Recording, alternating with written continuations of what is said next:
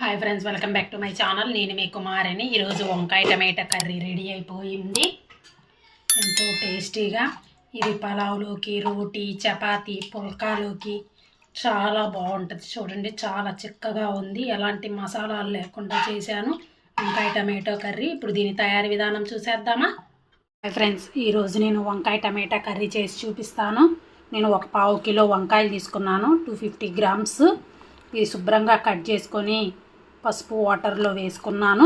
వాటర్లో కొంచెం పసుపు వేసుకున్నాను. సాల్ట్ అయినా వేసుకోవచ్చు.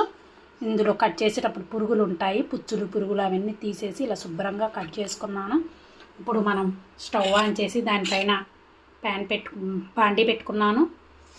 2 టేబుల్ స్పూన్స్ ఆయిల్ వేసాను. బాగా వేడైంది ఆయిల్. ఇందులోకి ఒక హాఫ్ స్పూన్ జీలకర్ర,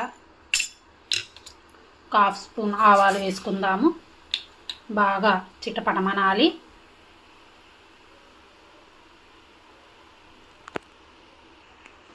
ఇప్పుడు ఇందులో కట్ చేసుకున్న ఆనియన్స్, పచ్చిమిర్చి వేసుకున్నాను.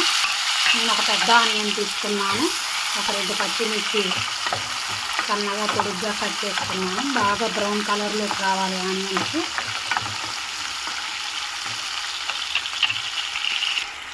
ఇందులోకి కరివేపాకు కూడా వేసుకుందాము.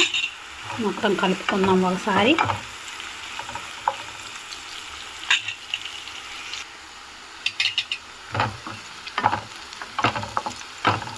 చూడండి, ఆనియన్ కలర్ చేంజ్ అయింది. ఆనియన్ బాగా మెత్తబడిపోయింది.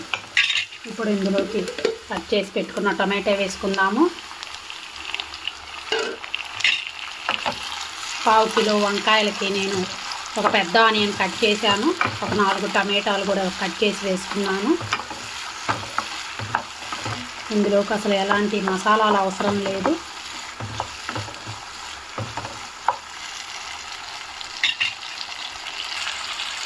ఇప్పుడు ఇందులోకి కట్ చేసి పెట్టుకున్న వంకాయలు వేసుకుందాము. ఒకసారి మొత్తం కలుపుకుందాం.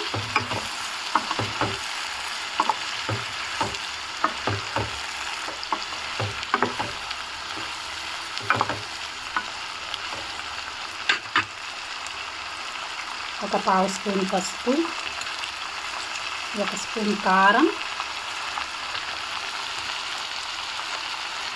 ఉప్పు తగినంత వేసుకోండి. మొత్తం కలుపుకుందాం ఒకసారి. ఉప్పు కారం మొత్తం వంకాయకి టమాటాకి పట్టేలా కలుపుకుందాము.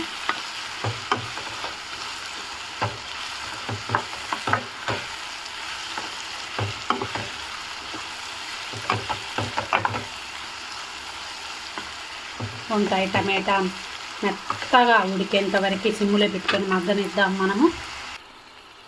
చూడండి, టమాటో బాగా మగ్గింది, మెత్తబడిపోయింది. ఇప్పుడు ఇందులోకి 1 స్పూన్ ఎండు కొబ్బరి పొడి వేసుకుందాము. కొంచెం ధనియా పౌడర్ వేసుకుందాము. జీరా పౌడర్ అవసరం లేదు. మొత్తం ఒకసారి కలుపుకుందాం.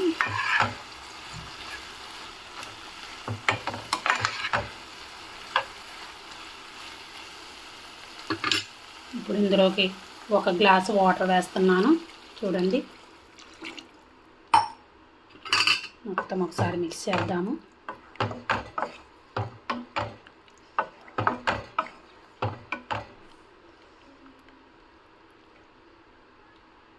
వాటర్ మొత్తం ఇంకిపోవాలి. బాగా ఉడకనిద్దాం. వంకాయ కూడా ఉడకాలి. చూడండి, బాగా ఉడుకుతుంది. కర్రీ బాగా చిక్కగా దగ్గరికి రావాలి కర్రీ. చూడండి, ఆయిల్ పైకి తేలుతూ కర్రీ మొత్తం చిక్కగా రెడీ అయిపోయింది. ఇప్పుడు మనం స్టవ్ ఆఫ్ చేద్దాము.